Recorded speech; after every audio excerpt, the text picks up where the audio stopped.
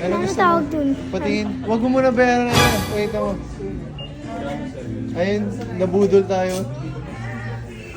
Dex Bros, nabudol po kami. Oh, May pera ka?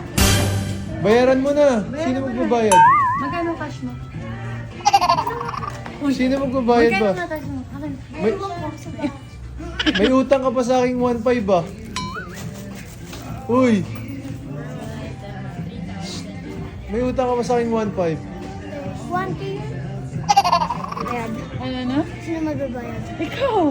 Utang to. Birthday gift na. Kayo na ba to? Ha? Si Uncle po yung birthday gift niya sa akin yun.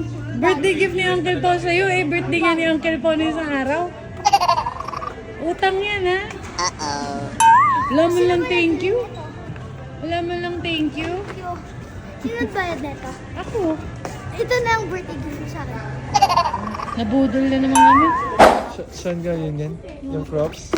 US. Kaya US. So ano gagawin mo? Papalitan ko na. Susutin mo na ngayon. Pangit ng chinel. Sirain mo. Sirain mo daw. Sige na. Suotin mo muna yun. Nagbudol siya. Aga-aga. Lakas ng budol. Pakita nga niyan. Nabudal. Siya ngayon may utang sa akin eh. Utang. Oo, may utang sa akin. Nakipagpustahan siya sa akin. Tapos ako pa yung nagbayad. Ay, si Boy.